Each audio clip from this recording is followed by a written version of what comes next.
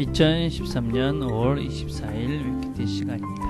오늘은 이제 마가복음 마지막 시간입니다. 표적이 나타나리니 이런 찬양을 같이 드리겠습니다. 함께 듣는 찬양은 주를 믿는 사람들이라는 찬양입니다. 주를 믿는 사람은 즐거운 소리로 사랑의 노래를 부르며 살고 언제나 기쁨을 간직하고 사는 사람은 모든 슬픔도 밝은 얼굴로 바꾸어가며 살지. 때로는 기쁨에 때로는 슬픔에 주어진 삶 속에 밝은 웃음 지으며 주님의 사랑을 모르는 많은 사람들에게 오늘도 우리 밝은 얼굴로 사랑과 기쁨을 나누어주며 살지. 아주 조그마한 일에도 우린 즐거워하면서 모두가 부르는 사랑의 노래, 주를 사랑하는 노래가 온 세상에 울리네 영원히.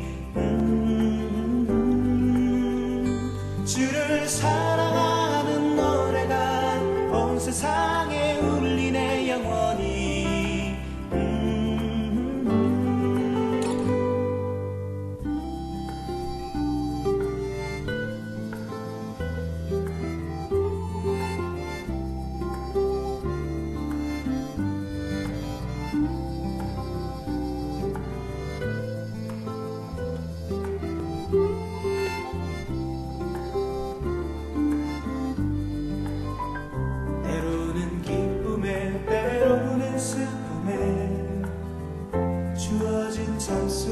밝은 웃음 지으며 주님의 사랑을 모르는 많은 사람들에게 오늘도 우리 밝은 얼굴로 사랑과 기쁨을 나누어주며 살지.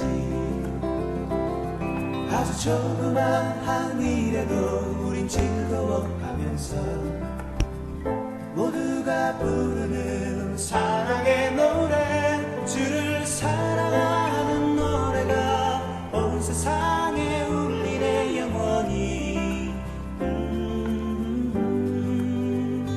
주를 사랑하는 노래가 온 세상에 울리네 영원히. 주를 믿는 사람은 즐거운 소리로 사랑의 노래를 부르며 살고 언제나 기쁨을 간직하고 사는 사람은 모든 슬픔도 밝은 얼굴로 바꾸어가며 살지. 사랑과 기쁨을 나누어주며 살지. 사랑과 기쁨을 나누어주며 살지.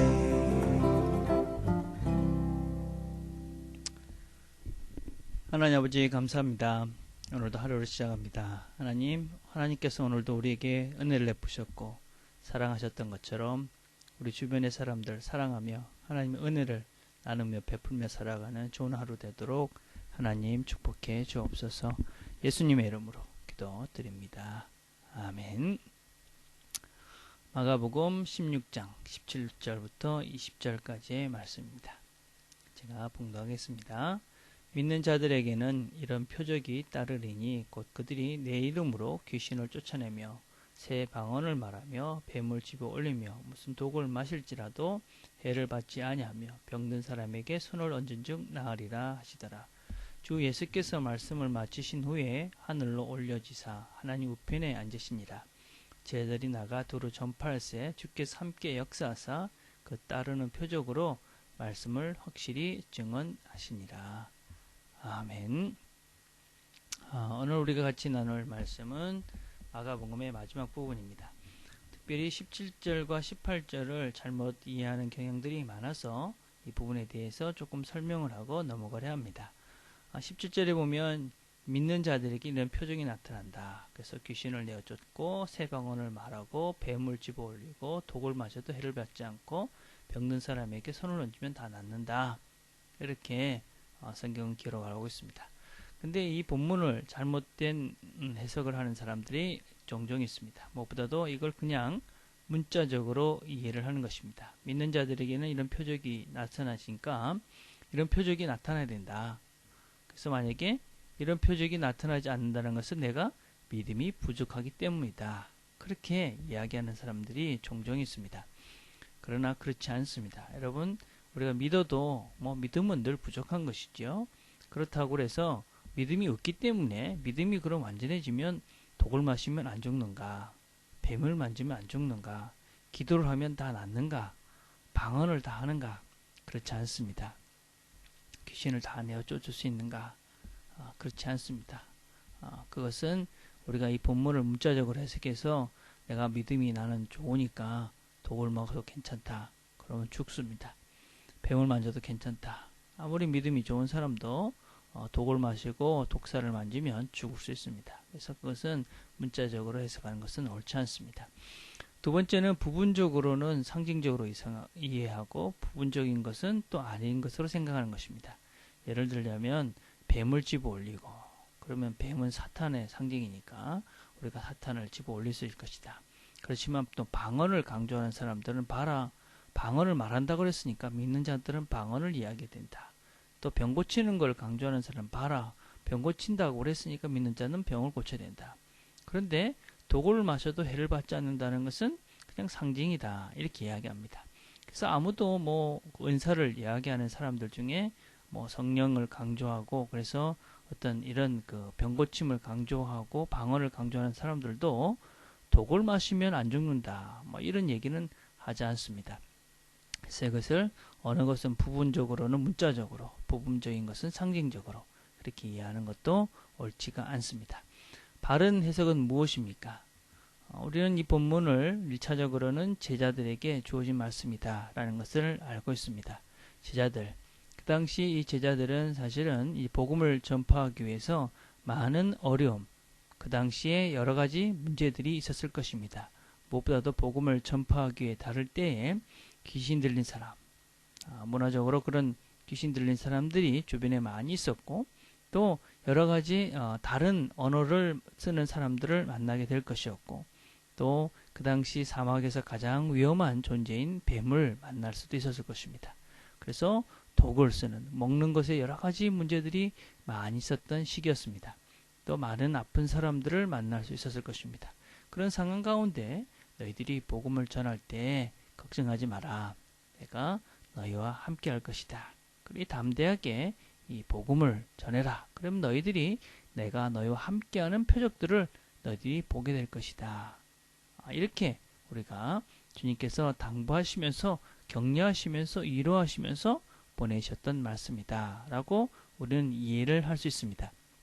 지금 우리가 이것을 현실적인 말로 다시 바꿔 설명을 하자면 만약에 선교사님들이 아프리카를 간다 그러면 우리가 하나님께서 걱정하지 마라. 여러 가지 말라리아와 또 여러 가지 콜레라와 여러 가지 질병에서부터 너희들을 지켜줄 것이다. 더위에서 지켜줄 것이다. 여러 가지 전쟁과 분란 속에서 너희를 지켜줄 것이다. 그래서 그렇게 너희들이 복음을 전하면서 애쓸 때에 내가 너희와 함께하고 너희를 지키는 것을 너희들이 경험할 수 있을 것이니까 걱정하지 말고 담대하게 복음을 전해라. 이렇게 우리가 지금의 언어로 바꿔 말할 수 있을 것입니다. 그래서 제자들은 이 말씀을 믿고 그래서 주님을 위해서 복음을 전했고 그리고 그 복음이 지금 우리에까지 와 있는 것이다 라고 할 수 있는 것이지요. 그래서 우리는 복음을 전할 때에 지금 우리가 뱀을 잡아도 안 죽고 독을 먹어도 안 죽고 이런 문제가 아니라 우리가 복음을 전할 때에 우리도 생각하지 못하는 하나님의 능력을 여러 부분에서 경험할 수 있다 하는 것이 바로 이 말씀의 핵심이다 라고 할 수 있습니다.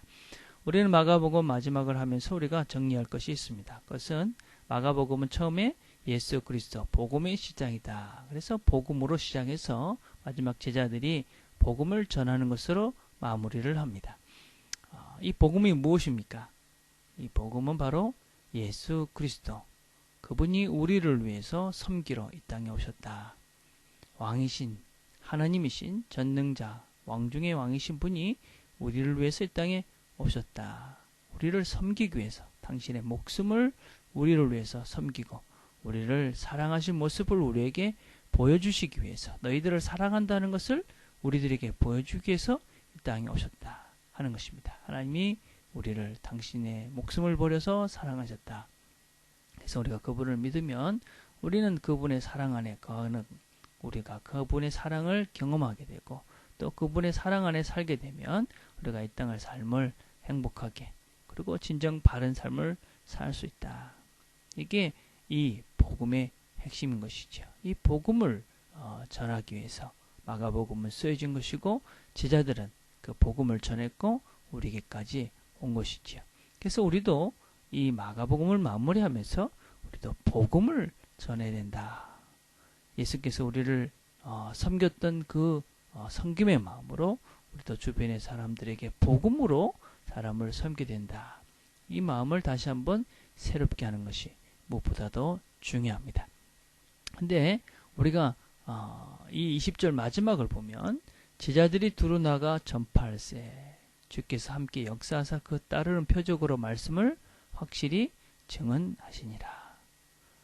복음은 제자들이 전파하지만 말씀을 확실히 증언하신 분은 주님이신 것이지요. 그래서 제자들은 통로가 된 것이고 주님이 복음을 증언하시는 것이죠. 주님께서 우리에게도 동일한 요청을 하시는 것이죠. 우리가 복음을 전하기 위해서 애쓰면 사실은 우리는 하나님이 우리와 함께 하시는 그런 표적들을 보고 우리가 하나님을 누리게 되는 것이고 그 사람을 변화시키고 새롭게 하시는 것은 하나님이 하시기 때문에 또 우리는 또 다른 기쁨을 누릴 수가 있게 되는 것이죠. 그래서 우리는 정말 복음을 위해서 복음을 전하기 위해서 힘쓰고 애쓸 때에 하나님이 그 복음을 전하셔서 말씀을 증언하시는 것을 우리가 보게 되고 그 가운데 우리는 하나님의 표적과 기적과 능력들을 경험하며 살 수 있게 되는 것이지요. 오늘도 우리가 하루를 살아가면서 하나님의 말씀을 전하기 위해서 애쓰고 힘쓰기를 바랍니다. 그럴 때에 하나님 우편에 앉아 계시는 예수님께서 하나님의 영이신 예수님의 영이신 성령을 통해서 우리와 함께 하시면서 하나님의 능력이 우리 가운데 임하고 우리가 하나님의 표적을 경험할 수 있는 그런 하루가 될 수 있을 것입니다. 이 하나님의 능력, 하나님의 표적을 말씀을 전파하는 가운데 경험하는 그런 좋은 하루가 되기를 간절히 바라겠습니다. 기도하겠습니다. 하나님 감사합니다. 하나님께서 우리를 섬기기 위해서 이 땅에 와주시고 우리가 그 사랑을 알게 해주셔서 감사합니다. 하나님 우리가 그 사랑을 아는 자들답게 우리도 그 사랑을 다른 사람들에게 전하고 이 복된 소식을 전하고 그래서 하나님 우리와 함께 하시는 것을 경험하는 좋은 하루가 되도록 하나님 축복해 주옵소서. 예수님의 이름으로 기도드립니다. 아멘. 오늘 우리가 같이 묵상해 볼 것은 나는 복음을 전하기 위해서 무엇을 하고 있는가 한번 묵상을 해봅시다. 내가 복음을 전해야 되는 사람이 있다면 그 사람을 위해서 무엇을 하고 있는가? 만약에 나는 복음을 전하기 위해서 아무것도 하고 있지 않다면 왜 그럴까? 또 내가 지금 무엇을 해야 될까? 한번 기도하시면서 묵상하시고 그래서 하나님 제가 복음을 전하기 위해서 무엇인가를 시작해서 하나님의 능력을 경험할 수 있게 해주십시오. 그렇게 기도하는 시간들을 가졌으면 좋겠습니다. 오늘 우리가 함께 또 기도할 것은 주일 예배를 생각하시면서 기도합시다. 기억나는 우리 지체들 생각하시며 기도하시고 또 주일 섬기는 여러 지체들 찬양팀, 전도사님 그리고 저를 위해서 여러분들이 기도해 주셨으면 좋겠습니다. 개인적으로 기도하는 시간들을 갖겠습니다.